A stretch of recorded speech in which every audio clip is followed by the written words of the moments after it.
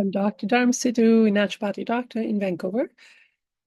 I want to talk about what attitudes we have learned about emotions themselves. I'm pretty blocked to emotions, or have been, and I have to very diligently and deliberately work through my blocks to emotions, which has ended up being a good thing as a teacher, to speak about all the many ways we learn to block. So emotions, generally, some of the attitudes we have absorbed, we've been taught by our environment is that emotions are an inconvenient. Only people with certain privileges have time to sit around and indulge in their emotions. If I have an emotion, that's because I've done something wrong and I'm being punished and I deserve it. That's another attitude I have about emotions. Or that emotion should only be positive because you're supposed to make other people feel better. If you feel your own emotion, you're being selfish and you're being a burden and you're bringing everybody else down. If you feel emotions like fear, well, you're a coward, you're weak, you're supposed to tough it out. How are you going to be a resource and a support to everybody around you when they have to indulge your emotions? Anger, if you have anger, you're a bad person. You deserve to be punished. You're a cruel person. We get shamed for having emotions. So now we generally internalize. We treat ourselves emotionally regarding our emotion the way we were treated. So we judge and blame and shame ourselves. We minimize it. It wasn't a big deal. Why are you making such a big thing out of it? So we learn to minimize our own emotion. Um, and when we have an emotion and we're not allowed to express it, then fear gets generated. The emotion of fear, it's like a physiology, the fear gets generated. And then when we're trying to feel the fear, then again, we get another projection or outright suppression of the fear. So now anger gets generated.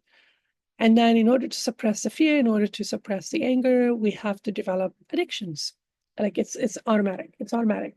By the time you have 5, 6, 7, all these addictions are in place to constantly suppress and soothe all these pains.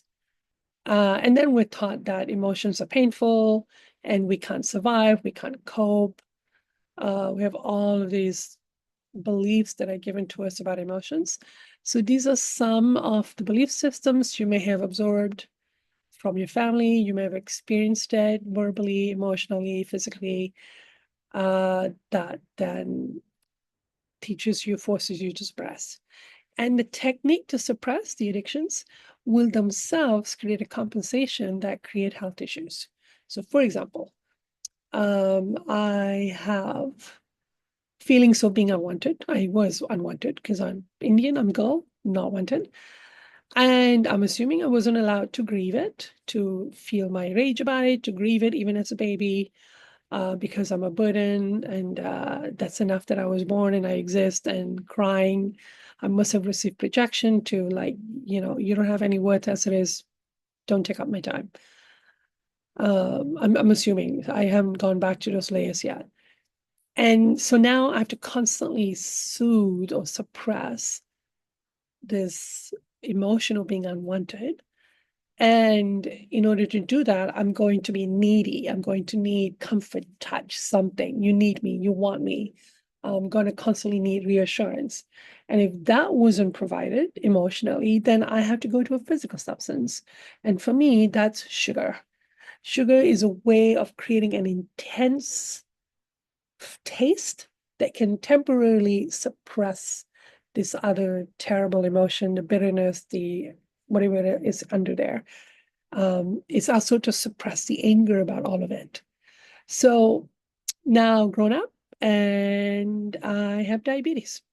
It's the natural consequence of using sugar to suppress an emotion. It is always a compensation.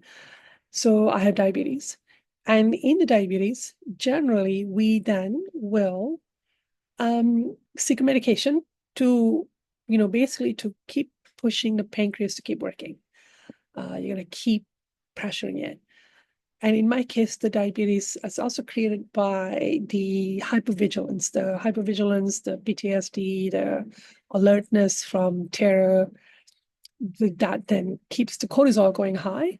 And so even if you don't have addiction for sugar, you can have diabetes because the cortisol is high.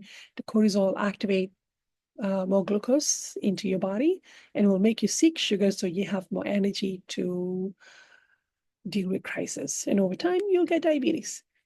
So I also have that factor, and that overuse of cortisol over time has created autoimmune because cortisol keeps the autoimmune in check. So now I have a lot of autoimmune conditions. And then, you're going to take painkillers for the autoimmune, or like you see how you just have to keep compensating for it. So, and then with diabetes, we then take medication to keep the insulin going, and then you run out of pancreas, can't run insulin anymore. Now you're taking insulin, which are all very life-saving measures. But I suggest that we do it alongside with this, like, why am I looking for sugar? What am I suppressing? So illnesses can be created by the compensation of the techniques we use to suppress emotions, not just the emotion. The emotion of being unwanted has its own health impact, and then the technique I had to use also create its own health issues. And then if we take medication, now we're doing further suppression, and then the medication will have its own impact. For example, some of the diabetes medication will create kidney complications. So now you have another impact based, just keep growing and growing, and then you die. So basically, I'm literally choosing, I'd rather die of diabetes than feel whatever the emotion is that I don't even know about. That's the level of how much we're trained to be angry about having to feel emotions. Now, if you're willing to feel the anger, I'm very angry, I have to feel emotion, I'm angry, I have to remember things, and angry, but having to be mad at my parents. They did their best, and what is this? And if you let yourself go through the anger, the emotion is gone. And then you start to have a different revelation that, they're just emotions. I think I'll be okay. Or I don't know how to feel this. I would like to learn. And you always attract the resources you need to develop the capacity and the wisdom and the resources.